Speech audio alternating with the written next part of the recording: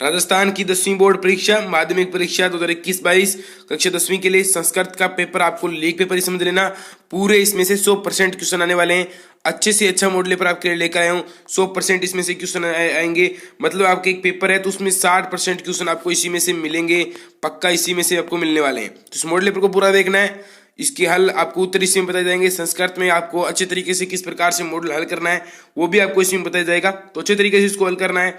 दोस्तों आपके सामाजिक विज्ञान का पेपर हो चुका है और उसमें से हमारे बहुत से क्वेश्चन हमारे द्वारा करवाए गए आए थे, तो यहाँ पर भी आपके क्वेश्चन डेफिनेटली आने वाले हैं। बहुत ही अच्छे क्वेश्चन कराते हैं हम। तो यहाँ पर उत्कृष्ट क्लासेस जोधपुर द्वारा संचालित ये मॉडल पेपर जिसकी उपयोगिता दे सकते हैं, अच्छे से अच्छा मॉडल पेपर आपको यहाँ पर उपलब्ध कराया जा रहा है। तो ये पहला मॉडल पेपर है आपके। तो ये रहे कुछ सामान्य निर्देश आपके कि यहाँ पर आपके संस्कृत में लिखे हुए निर्देश है कि सभी प्रश्न अनिवार्य है, यानी सभी प्रश्न है वो अनिवार्य है। तो संस्कृत के बहुत अच्छे मॉडल आपको यहाँ पर हल करवाए जाएंगे। पहला है अधोलिखितान प्रश्न नाम उचित विकल्प चुनित, यानी यहाँ पर आपको मतलब जो प्रश्न लिखे हुए हैं उनमें उचित विकल्प आपको चुनकर लिखना है। पहला है व्याघ्र चंबुकम कुत्र गंतु निर्दिष्टवान, मतलब जो व्याघ्र है वो चंबुक कहाँ जा रहा था निर्दिष्टवान, तो इसमें आपका राइट आंसर पहले का होगा गूढ़ प्रदेशम। ए आपके इसमें राइट आंसर हो जाएगा, ए इसमें राइट आंसर होगा गूढ़ प्रदेशम। दूसरा है आपके तम अतिथि सह सम्मानम के मुक्तवान, यानी तम अतिथि सह सम्मान के मुक्तवान, तो दूसरे का आपका राइट आंसर होगा यानी न्यायाधीश। ठीक है, बी आपके इसमें राइट आंसर होगा दूसरे में न्यायाधीश। तीसरा है कि किम समाल लंबी दुष्करायपी कर्माणि कुर्वन्ते, तो तीसरे का आपका राइट आंसर होगा नीति युक्तम। क्या नीति युक्तम इसमें आपके तीसरे का राइट आंसर होगा सह। चौथा है आपके, अच्छे से आपको इसको देखना है, अच्छे से समझ में आ जाएगा। अरे वानर तुष्णी भवे इति कै कथ्यते, यानी अरे वानर तुम तुष्णी भवे ये कौन कहता है, तो ये कौन कहता है, तो इससे यही पूछ रहा है। तो यहाँ पर इसका राइट आंसर हो जाएगा आपके मयूर। मयूर ये कहता है अरे वानर तुष्णी भवे तुम क्या कर रहे हो, इस प्रकार से वो कहता है। तो कौन कहता है, वो मयूर कहता है। उसी के साथ पांचवा क्वेश्चन है बहु नय पलतयानी में इति केनोक्त्वम, तो इसका पांचवे का आपका राइट आंसर होने वाला है वो होगा आपके सूर भैया। ठीक है, सूर भैया ए इसमें आपके राइट आंसर हो जाएगा। आपके लिए टेलीग्राम चैनल बनाया गया है जहां पर संस्कृत की क्विज चल रही है, अच्छी से अच्छी क्विज आपके लिए लाने की कोशिश कर रहे हैं, तो वहां पर आप जुड़ जाइए। आपको डेली रात 8:30 बजे संस्कृत की कक्षा 10 की क्विज मिलती है। सभी बोर्ड परीक्षाओं के लिए आपको वहां पर प्रश्न मिलते रहते हैं, क्विज प्रश्न, तो वहां पर आप जरूर जुड़ जाइए। साथ ही जो बड़े प्रश्न होते हैं मोस्ट क्वेश्चन वो भी आपको शाम को बताए जाते हैं।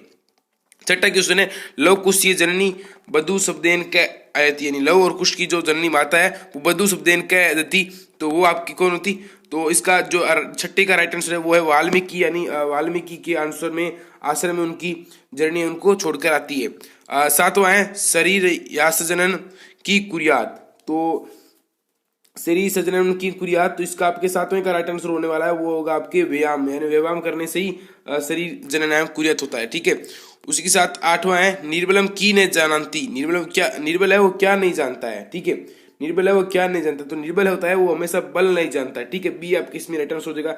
नाम से स्पष्ट निर्बल यानी जो बल नहीं जानता हो। ठीक है, जो बल बिना बल के हो।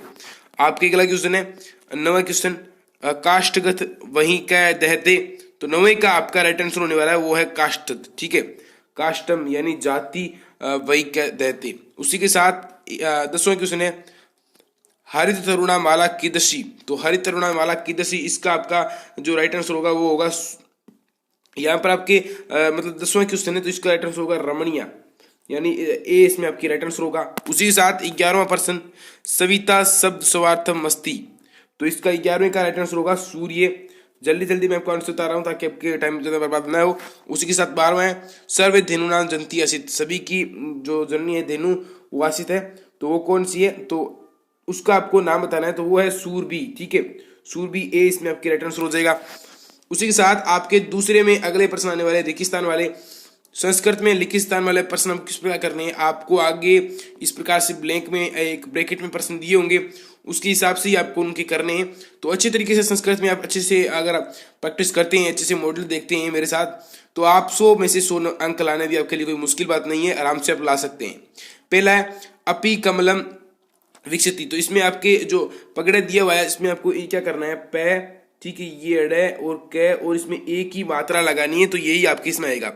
दूसरा है दुर्गे या पराक्रम कुर्वाण निशर्तीय युद्धोर्भवत, यानी जो पराक्रम है वो किसके युद्ध में किस काम आता है, तो वो दुर्ग आ जाएगा। तो दुर्ग के आपको अगर यहाँ पर करना होगा तो आप क्या करोगे, सेकंड विभक्ति लगाओगे, दुर्गात हो जाएगा। ठीक है, दुर्गात। इस प्रकार से आपको इनको चेंज करना है।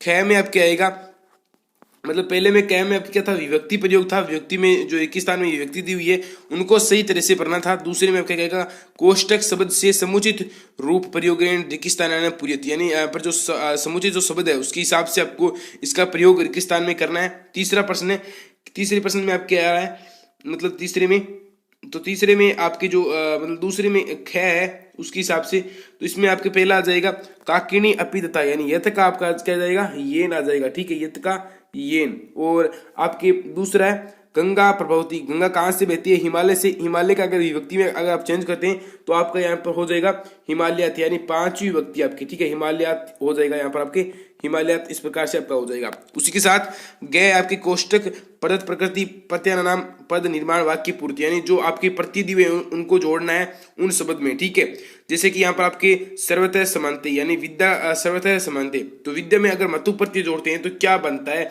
ये आपको बताना है। तो वो आपके बनता है विद्यावान। ठीक है, विद्यावान बनेगा।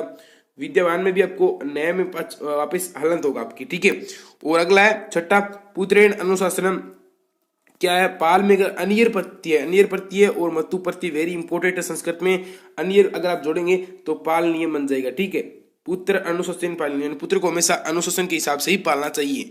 तो ये संस्कृत के कुछ आपके ज्यादा इसमें पेपर हार्ड नहीं आता है, तो अच्छे तरीके से आपको लिखना है। उसके बाद आपके 10 नंबर का वेरी अपॉर्चुनिटी है, अच्छा मौका है पास होने वाले जो स्टूडेंट है उनके लिए, तो बहुत अच्छा मौका है। 10 नंबर का आपके सीधा अपठित गंध्यास आने वाला है। तो यहाँ पर लिखा है अधोलिखित अपठित गंध्यास पठित्वा एद धारित प्रश्न नाम यदा निर्देश उत्तराणी लिखित, यानी इन प्रश्नों को पढ़कर आपको अच्छे तरीके से उत्तर लिखना है। तो ये इस प्रकार से गंध्यास है, तो इसको मैंने ऑलरेडी पढ़ रखा है, तो इसके हिसाब से इसके आंसर के बारे में बात करते हैं। तो ये किस बारे में पहले बताता हूँ आपको, ये जो है आपकी मतलब पर्यावरण के बारे में ही ये ज्यादातर। तो ये पहला प्रश्न आपके यहाँ पर आ चुका है कि अस्य अनुच्छेद से उपयुक्त शीर्षक लिखित, यानी जो ये अनुच्छेद है इसका उपयुक्त शीर्षक क्या है। हिंदी में आपको इनको ट्रांसलेट करना है, तो इसका अनुच्छेद का शीर्षक क्या है। तो यहाँ पर पहली 2 लाइनों में, क्या पहली 2 लाइनों में या फिर लास्ट की जो 2 लाइनें होती है वहां पर आपको इसका शीर्षक मिलता है। बाकी अगर आप इसको पूरा पढ़ते हैं तो भी आपको मिल सकता है। तो पहले में लिखा है पर्यावरण के बारे में ज्यादा बात कर रहा है, तो यहाँ पर आपके लिख सकते हैं पर्यावरण या फिर पर्यावरण परिवर्तन, इस प्रकार से आप लिख सकते हैं। दोनों में से कोई भी लिखिए आपका सही होगा। दूसरा है अद्य कस्य आवश्यकता वर्ती, यानी अब किसकी आवश्यकता है। ठीक है, तो अद स्वच्छतम और स्वच्छतम पर्यावरण की आवश्यकता वर्तते, यहाँ पर इन्होंने कहा है, यहाँ पर अभी स्वच्छ और स्वस्थ पर्यावरण की आवश्यकता है, यहाँ पर इन्होंने कहा है। ठीक है, इसमें गद्यास में आपको छांट कर लिखना है अद्य प्रदूषण निर्वाण सत्कारण में, तो यहाँ पर इस प्रकार से आपको आंसर मिल जाएगा। तो अभी क्या है, शुद्ध और मतलब इसकी आवश्यकता है। ठीक है, जीवन से आवश्यकम की वर्तते, जीवन में आवश्यक क्या चीज है, तीसरे का आ हो जाएगा। तो तीसरे में आपके लिख दोगे आवश्यक वर्तते यद वयम सब जीवन संतुलित कुरम, यानी जीवन में संतुलित कर्म करना ही हमारे लिए आवश्यक है। तो किससे लिखेंगे आप इसको कि आपको अब लिखेंगे आवश्यक वर्तते यद वयम स जीवनम संतुलिम कुरम। ठीक है, इस प्रकार से आपको इसको लिखना है। अगला आपके पर्यावरण प्रदूषण निवारणम मानवीय की कार्यम, ये एक कार्य लिखित, आपको एक कार्य लिखना है कि पर्यावरण प्रदूषण कम करने के लिए, निवारण करने के लिए मानव क्या क्या कर सकता है। तो आप लिख सकते हैं तीसरे में कि चौथे में अधिकाधिक वृक्षारोपण तेसा संरक्षण चाहे मानवीय करणीयम, यानी अधिक से अधिक वृक्षों का अगर मानव रोपण करता है तो पर्यावरण को संरक्षण में काफी इनको मदद मिल सकती है। ठीक है, इस प्रकार से आपको लिखना है। अगला है 5वां वयम सहभागीन भवान पर्यायसु अत्र भवाम क्रिया पदस्य कर्तव्य पदम, यानी हम सभी सहभागी है इसके लिए।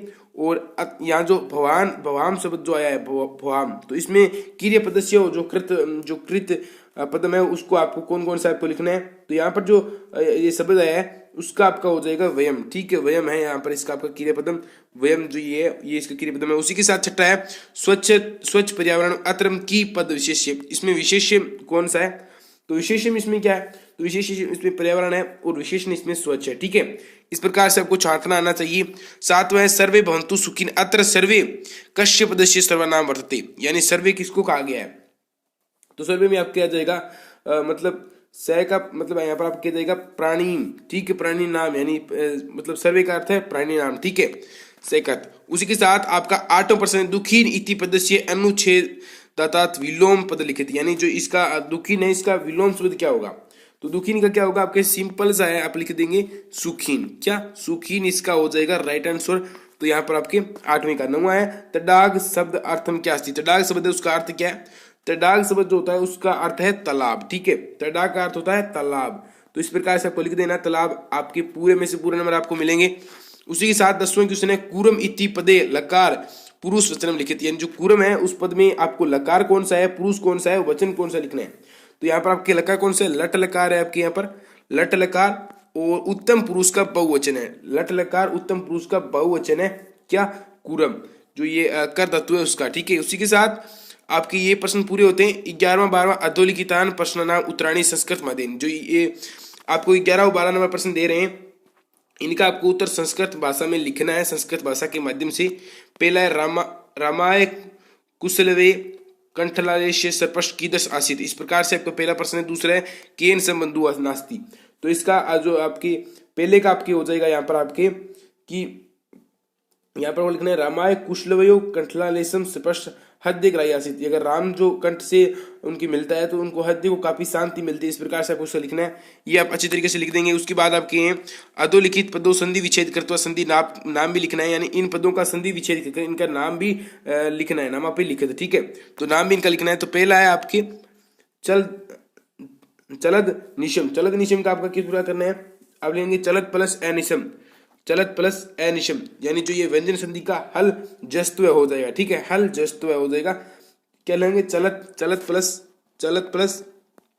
अनिशम। ठीक है, चलत प्लस अनिशम हो जाएगा आपकी इस प्रकार से अनिशम, और ये आपके हो जाएगा हल का जस्तव। ठीक है, उसी के साथ मन प्लस हर मनोहर का हो जाएगा मन प्लस हर, जो कि आपके विसर्ग संधि में उत्व विधान के अनुसार आपका इसका हो जाएगा। ठीक है, ये ओके हो गया। ये 500 प्रश्न है। अधोलिखित पदों संधि कर्तवा नाम पर लिखित, यानी इनको पहले तो होता संधि विच्छेद करना था, अब इन पदों की संधि करनी। किस प्रकार से करेंगे, स्यात् प्लस न्याय प्लस एव, तो इसका क्या हो जाएगा, तो इसका आपकी हो जाएगा शांतरेव, यानी आपकी हल अनुनय की से हो जाएगा। यस प्लस दा यानी यशोदा, आप इस प्रकार से आपको लिख लेना है। किस प्रकार से आपको पूरा बताना भी नहीं है, ओनली फॉर शब्द लिख के छोड़ देना है, आपको पूरे नंबर मिलेंगे। उसी के साथ इस प्रकार से प्रश्न होंगे। 6ठे प्रश्न अधोलिखिताना पद्यो समस्त पदाना विग्रह कृत्वा समास्य नामप्य लिखित, जो यहाँ पर जो रिक्तिस्थान दिए हुए यानी जो अंडरलाइन की हुई है महावृक्ष और सम विभूति, तो इन पे आपको क्या करना है, इन पे आपको समास लिखना है और समास का नाम भी लिखना है। तो पहले में क्या होगा, कै में आपकी हो जाएगा, कै में आपकी होगा मान च असो वृक्ष, यानी कर्मधारय समास है, यानी जो वृक्ष मान है तो वहां पर मतलब कर्मधारय हो गया। उसी के साथ संयुक्त च विप्तो च, यानी जो विपत्ति और जो संपत्ति में एक समान हो उसे कहते हैं, तो उसके हिसाब से ये आपके द्वंद्व समास हो गए, द्वंद्व समास हो गए ये आपके। तो इस प्रकार से ये दोनों हो जाएंगे आपके। 7वां अधोलिखिता रेखाकृत पद्यो विग्रहण समास कृत्वा समास्य नभा पे लिखित, इस प्रकार से आपको ये समास लिखने हैं। अगला 8वां उपसर्ग आपको लिखने हैं अच्छे से। उस उपसर्ग आपको किस प्रकार लिखने हैं, उपसर्ग आपको कुछ इस प्रकार से लिखने हैं कि यहाँ पर आपके उपसर्ग है अवतरती, तो अवतरती में आपको उपसर्ग कौन सा है ये बताना है आपको, उपसर्ग कौन सा है अवतरती में।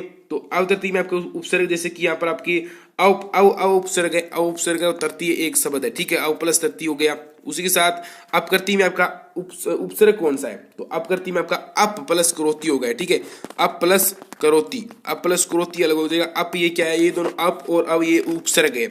9वां इस प्रकार से आपकी मतलब इनको आपको भरना है। हा सोमा राशि तो बुधवार भविष्यति, तो बुधवार के लिए आपके बीच में अगर भविष्य काल आ गया तो यहाँ पर क्या आएगा, तो आपको बताना है। तो यहाँ पर आप क्या आएगा, यहाँ पर आपके पहले तो आएगा मतलब ये आपके 9वां प्रश्न है, तो इसमें आपके पहले में सव आएगा, दूसरे में यदा आएगा, यहाँ पर सव और दूसरे में यदा, इस प्रकार से आप कहेंगे। जल्दी मैं बता रहा हूँ आपको।